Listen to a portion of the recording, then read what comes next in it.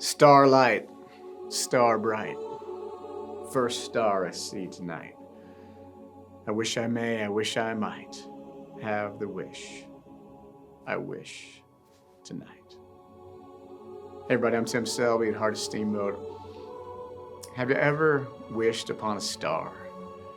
Maybe it was that first star that showed up in the evening, or maybe it was on a shooting star that was streaking across the sky. And you make a wish or a prayer on that star. Nobody really knows how far back wishing on a star goes, but it's thought to at least go back a couple millennia to the Greeks, who thought that those pricks of light in the sky were little windows to the heavens.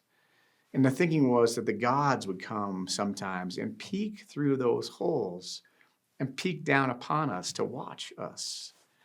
And maybe sometimes when the gods were looking through those holes, something would happen and the star would shoot. And if that happened, you wanted to make a wish really quickly because the God was probably looking through that hole. You make a wish really quickly so that the God might have a better chance to hear your wish and to perhaps grant your wish. Through the ages, people have looked to the stars and made wishes and prayers upon them. It's a magic moment when you see a shooting star or the first star of the evening. And in that moment, you might make a wish, or I might call that a prayer, to lift up a prayer for something in the world, a prayer for somebody that you love, or maybe for yourself, to grab a hold of that magic moment and to pray and wish something good into the world. Now, we're going to have a chance to see some shooting stars this week, because the end of this week is the peak of the Perseid meteor shower that comes around every August. It's one of my favorite times of year. It's one of the most brightest and biggest of the shooting stars that we have through the course of the year.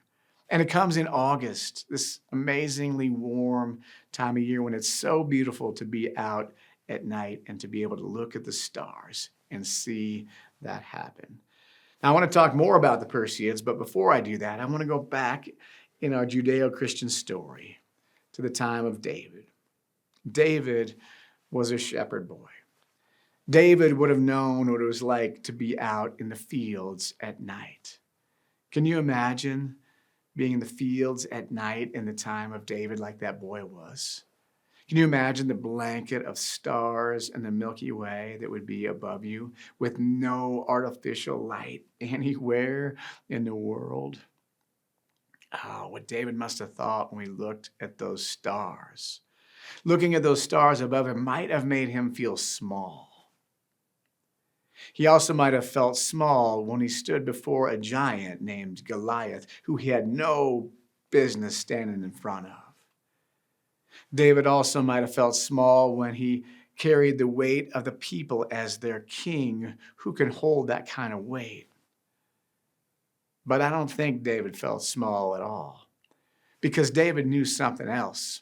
David knew the nearness of God, the presence of God that was in him and with him, and he knew that strength from within in a way that allowed him to know that that strength and that presence would carry him through anything that he needed to do.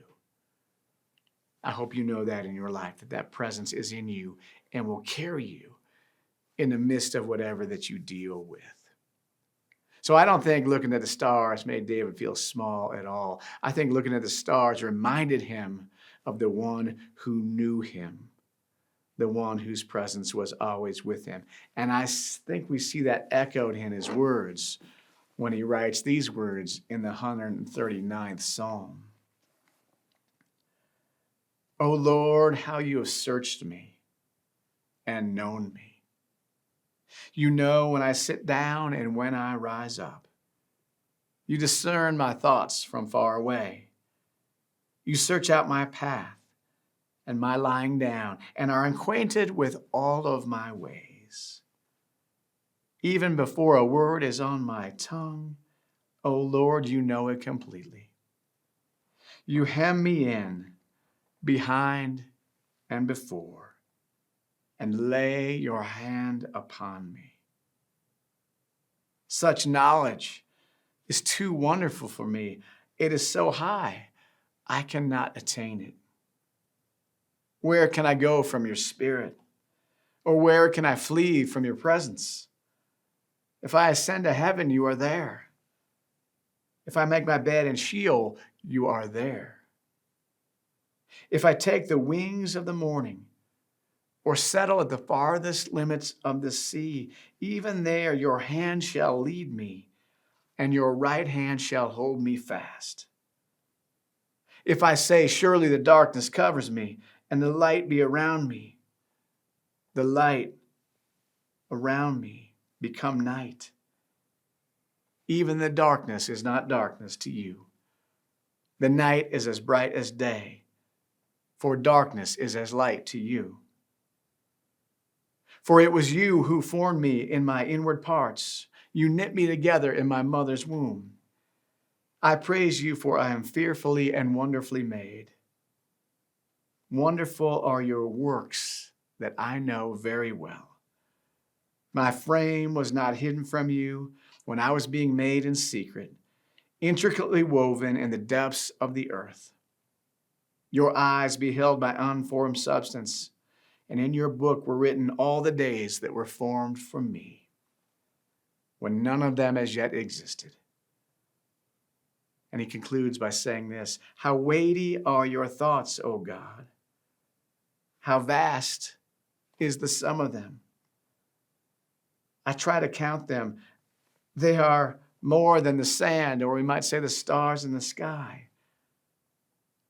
I come to the end, and I am still with you. Yeah, those are the words of someone who knows God's presence so well and was reminded of that in the night sky and in the presence of God that was all around him. Another great figure in our human story that looked to the stars was Galileo Galilei. And when Galilei studied the stars and looked for the story written in the stars, he knew that he was studying the works of God's hands. And he said, quote, the law of God is written, the law of nature is written by God's hand in the language of mathematics. My math friends are going to like that quote. The laws of nature are written by God's hand in the language of mathematics. And when he did his studies and his calculations and looked to the stars through his telescope, he was reading a new story, a story people had not understood or been aware of before his time. He was reading something new. And the church in his day and age was not open to something new, was not open to a new story or a new way of understanding. So the church branded Galileo as a heretic, condemning him, putting him on trial. What the church failed to understand, I think the church underestimated the desire of people to know and to be known. We want to know. It's in our heart and soul. We want to know what it's about, how it works, where we've come from, what it all means. And we want to be known. We want to know that we're not alone in the midst of all of it, that we're known and loved. The church underestimated those desires, condemned Galileo as a heretic, confined him to house imprisonment for the last years of his life. He was forbidden to write or to publish or to teach. And it was prescribed that he read the 7 penitential psalms,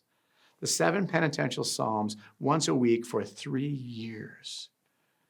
It would seem better to me that the leaders of the church read the 7 penitential psalms than Galileo, but that's just me. In that time, you know what they couldn't stop Galileo from doing? They couldn't stop him from looking up. They couldn't stop him from gazing at the stars and looking through his telescope. They couldn't stop him from looking to the heavens and reading the story that was written there.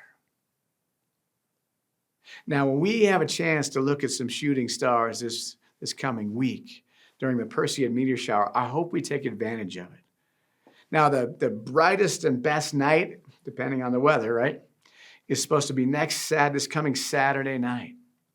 And if you're out late in the night, that's probably better than earlier.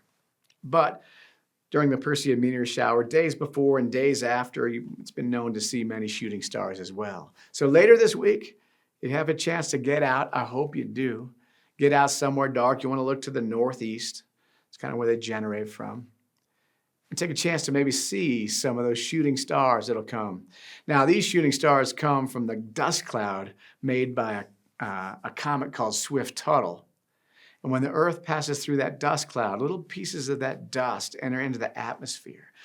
These pieces of dust are like grains of sand. Oh, didn't David just say grains of sand? Maybe he intuited some of this knowledge even before his time.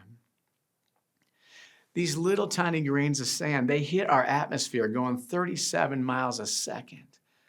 And when they do, they burn up in a blaze of brilliant glory.